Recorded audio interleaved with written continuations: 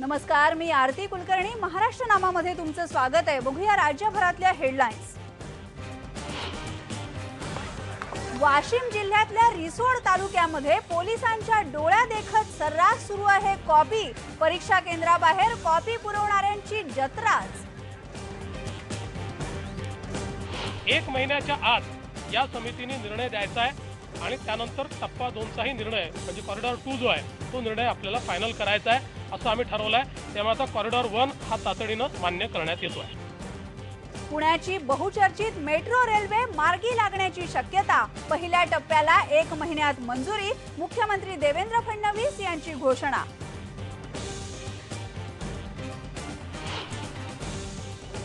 बेळगाव महापालिकेवर पुन्हा डौलानं फडकला मराठी झेंडा. महापौरपदी किरण सायनाक तर उपमहापौरपदी मीना वाज यांची निवड.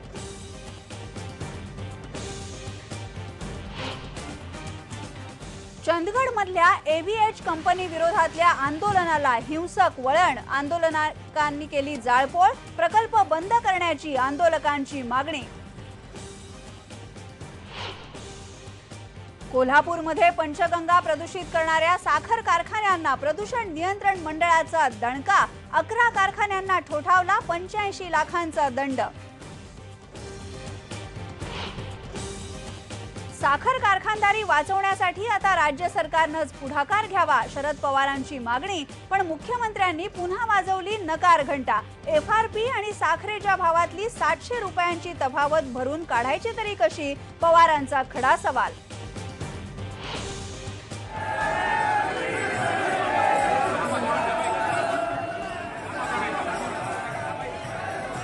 आणि देहू नगरीमध्ये मोठ्या दिमाखात पार पडला तुकाराम बीज सोहळा. जगद्गुरूंच्या दर्शनासाठी हजारो भाविक देहू नगरीमध्ये दाखल.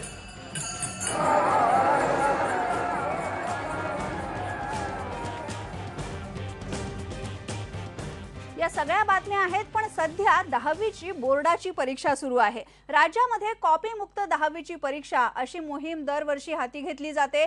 पण वाशिम जिल्ह्यातल्या रिसोडमध्ये मात्र खुलेआम कॉपी सुरू असल्याचं हे चित्र आहे. वाशिमचं एक प्रातिनिधिक उदाहरण आहे हे. पण राज्यात अनेक ठिकाणी अशा प्रकारे सर्रास कॉपी होताना आपण बघत असतो. वाशिम जिल्ह्यामध्ये रिसोड तालुक्यात कोवाळी बुद्रुक हे जे गाव आहे, या गावामध्ये शिवाजी विद्यालय आहे आणि या विद्यालयामध्ये कॉपी पुरवणाऱ्यांची परीक्षा केंद्राबाहेर जत्राच कशी भरली आहे हे आपल्याला या दृश्यांवरून दिसतंय. पोलीस आणि होमगार्डची कोणतीही तमा हे बाळगत नाहीयेत. खिडकीवर चढून विद्यार्थ्यांना सर्रास कॉपी पुरवण्यात येते.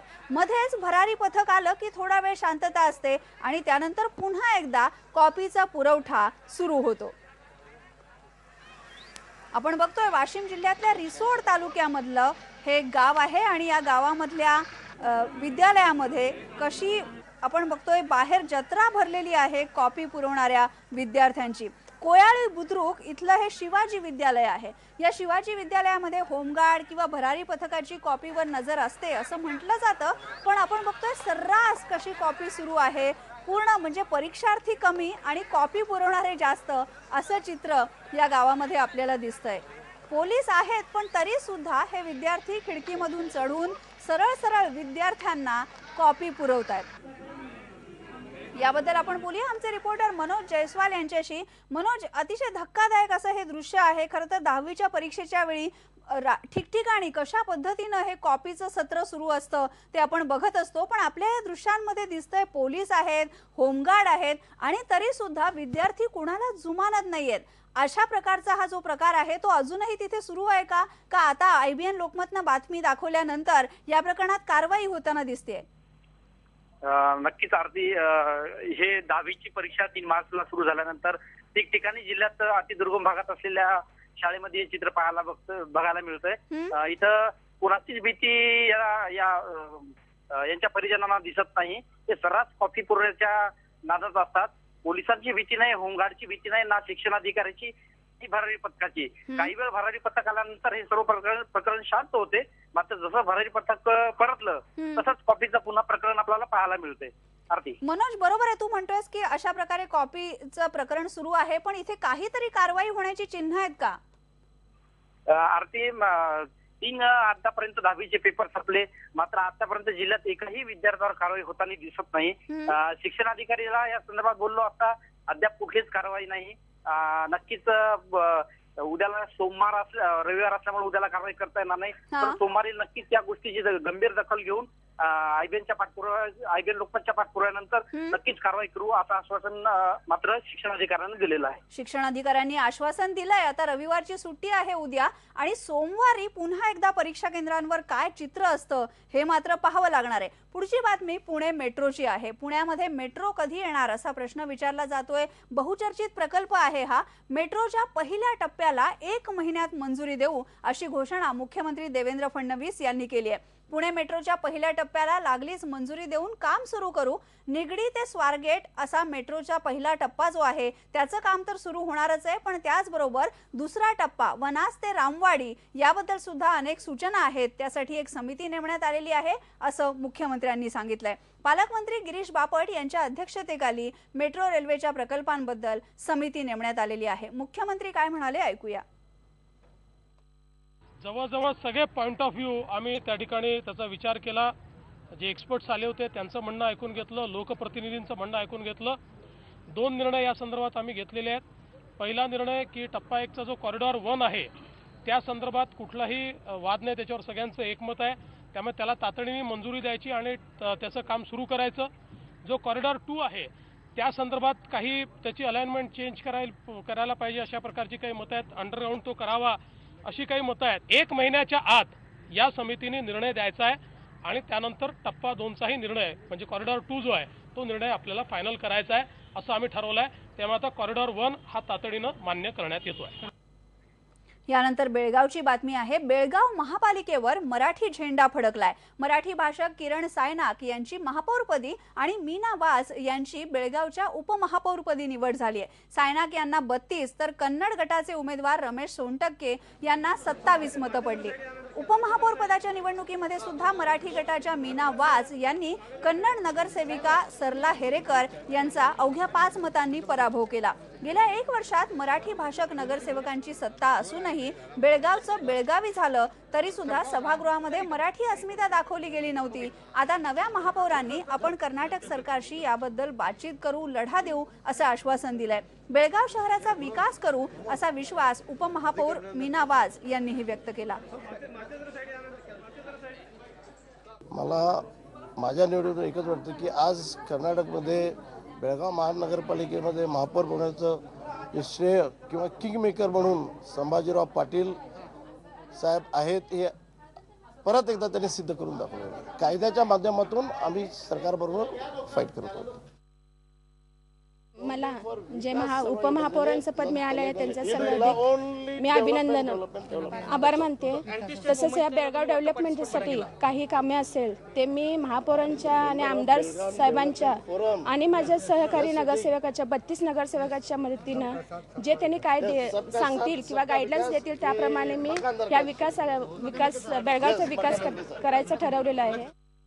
बेळगाव महापालिकेमध्ये मराठी आवाज घुमला. यानंतर बातमी ऊसाच्या दराबद्दलची आहे. ऊसाला टनामागे FRP प्रमाणे दर देण्यासाठी 700 रुपये कमी पडतायत असं राष्ट्रवादीचे अध्यक्ष शरद पवार यांनीच म्हटलंय. पुण्यामध्ये आज एका कार्यक्रमामध्ये त्यांनी ऊस आणि साखरेचं गणित मांडून दाखवलं. यंदाचा हंगाम कठीण होता आणि त्यामुळे साखर धंदा अडचणीत आहे असं शरद पवारांचं मत आहे.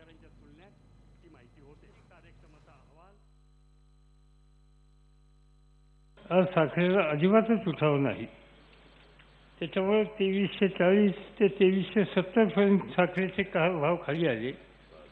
त्याच्यामध्ये आणखीन एक असं चित्र दिसतंय की अनेक ठिकाणी खरीददार तुम्ही टेंडर काढलेला माल उचलायला सुद्धा तयार नाहीत. याच्यासाठी अडचणी आहेत, पण त्या अडचणीतून मार्ग काढण्यासाठी माननीय मुख्यमंत्री, सहकार मंत्री, संघाचे पदाधिकारी या सगळ्यांनी एकत्र बसून काही मार्ग काढण्याच्या संबंधीचा प्रयत्न करण्याची अत्यंत आवश्यकता आहे. आपल्या प्रत्येकाला याची कल्पना आहे की राज्यातलं सरकार असो की केंद्रातलं सरकार असो, सरकारच्या भरोश्यावर कुठलीही कारखानदारी यापुढे टिकू शकणार नाही. सरकार मदत करेल, पण सरकारच्या मदतीच्या भरोश्यावर उद्योग टिकणं कठीण आहे. आपण बघितलं शरद पवारांनी जे मत मांडलं त्याला देवेंद्र फडणवीस यांनी उत्तरही दिलेलं आहे. यानंतर एक ब्रेक घेऊया आपण. ब्रेक नंतर पुन्हा भेटूया. पहा फक्त IBN लोकमत.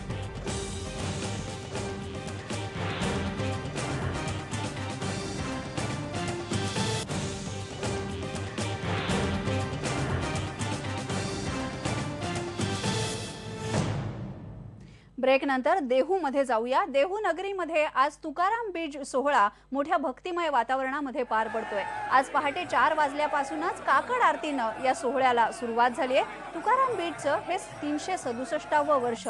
या सोहळ्यासाठी राज्यभरामधून 100हून जास्त दिंड्या देहूमध्ये डेरेदाखल झालेल्या आहेत. वारकऱ्यांमध्ये सुद्धा या सोहळ्याला विशेष महत्त्व आहे.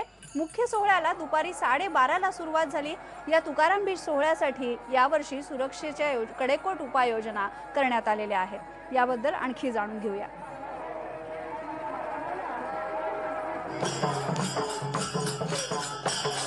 हा उत्साह आहे इथे आपण बघतोय. प्रत्येकाच्या चेहऱ्यावरचा जो आनंद आहे तो दरवर्षी असतो. तुकाराम बीजेचं महत्व हे वारकरी यांच्या आनंदातून सांगू शकतात. माऊली, तुम्ही दरवर्षी येता इथे, कशा पद्धतीने आनंद व्यक्त करता? 400 वर्ष झाली. हा आनंद आम्ही भरणारे व्यक्त करतो आणि या आनंदासारखा दुसरा आनंद नाही. भजन आणि कीर्तन आणि पाऊल खेळून आम्ही हे आनंद व्यक्त करतो. मोठा आनंद होतो. पण तुम्ही प्रत्येक वर्षी या वारीला येता. कार्तिकीची वारी, आषाढीची वारी, पंढरपूरची वारी जी आहे त्यापेक्षाही तुकाराम बीजेचं महत्व मोठं आहे. काय महत्व आहे तुकारामाच्या चरणी? आज काय मागणं मागतात? तुकाराम महाराजांच्या चरणी एवढीच मागणी बघायचं का राहिलेल्या आमच्या आयुष्यामध्ये साधू संतांची सेवा, भगवंताची सेवा अखंड घडावी आणि त्याच्यातून भगवंताची कृपा होऊन हे जे काय व्यवहाराच्या बाबतीत दुष्काळ वगैरे हे जे पडलेले आहेत ना, या क्रिया किंवा ही व्याधी आणि नष्ट व्हावी त्याच्याकडून दरवर्षी यायचं साधू संतांच्या दर्शनाला. साधू संतांच्या दर्शनातून भगवंताची प्रसन्नता प्राप्त होते आणि भगवंताच्या प्रसन्नतेतून तो आनंद प्राप्त होतो आणि बाकीच्या ह्या ज्या गोष्टी व्यवहाराच्या आहेत. खरं तर राज्यावर दुष्काळाचं सावट आहे, मात्र त्याही परिस्थितीमध्ये हे वारकरी इथे येत आहेत आणि आनंद व्यक्त करतायत, सोहळा साजरा करतायत. परमेश्वराच्या चरणी मागणं मागतायत की हा आनंद असाच राहू दे. माझ्यासोबत काही छोटे वारकरी आहेत. मला सांगा माऊली, तुम्ही कधी या वारीला याच्या आधी आलात का आणि आता पुढे कसं तुमचा आनंद व्यक्त करणार आहे? हो, दिवाळीच्या सुट्टीमध्ये आम्ही पंढरपूर, वैष्णवधाम ते पंढरपूर ते आळंदी आणि आळंदी ते वैष्णवधाम आणि परत आता तुकाराम बीजेनिमित्त वैष्णवधामवरून देऊपर्यंत आम्ही दिंडी त्या वर्षातून 3 दिंडीमध्ये तुम्ही सामील होता. ते छोटे वारकरी खरं तर दुष्काळाचा सावट आहे, परंतु त्याही सावटामध्ये इथं आल्यानंतर त्यांना आनंद होतोय आणि हा आनंद असाच द्विगुणित व्हावा असंच यांचं म्हणणं आहे. व्हिडिओ जर्नलिस्ट मोहन दुबेसह गोविंद वाकडे, IBN लोकमत, देहू. ज्ञानबा तुकारामच्या या गजरामध्ये एक ब्रेक घेऊया. ब्रेक नंतर पुन्हा भेटूया. पहा फक्त IBN लोकमत.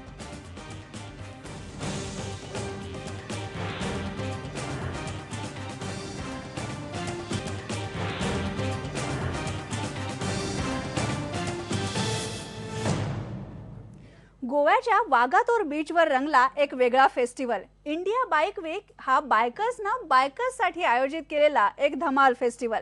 इथे जगभरातून अनेक रायडर्स आले होते. अशीच एक रोड ट्रिप म्हणजे फ्रान्सच्या ह्युबर्ट क्रिगेलची. 10 वर्षामध्ये 50 देश एकट्यानं बाईकवर पालथा घालणाऱ्या ह्युबर्टची ट्रिप संपली ती रत्नागिरीमध्ये. त्याच्या या सफरीबद्दल जाणून घेऊया. USA, Canada, Costa Rica, Venezuela, Chile, Bolivia, Egypt, Syria, Iraq, Kuwait, Saudi Arabia.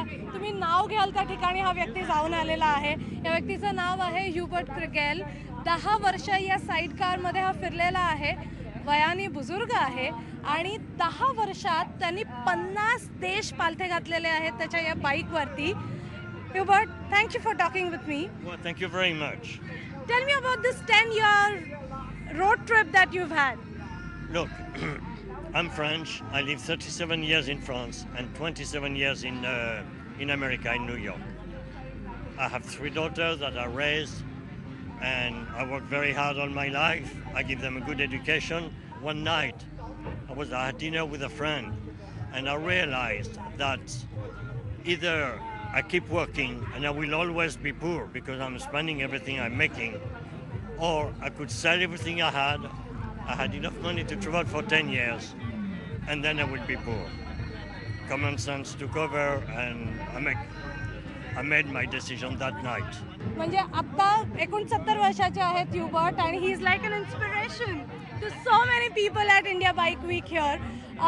So tell me one thing, you finished your 10-year journey and you came to India, and your 10th year, the completion of this trip was celebrated at Ratnagiri. Tell me more about that. Yeah, I met, the way I like to travel, I like to visit people in their house.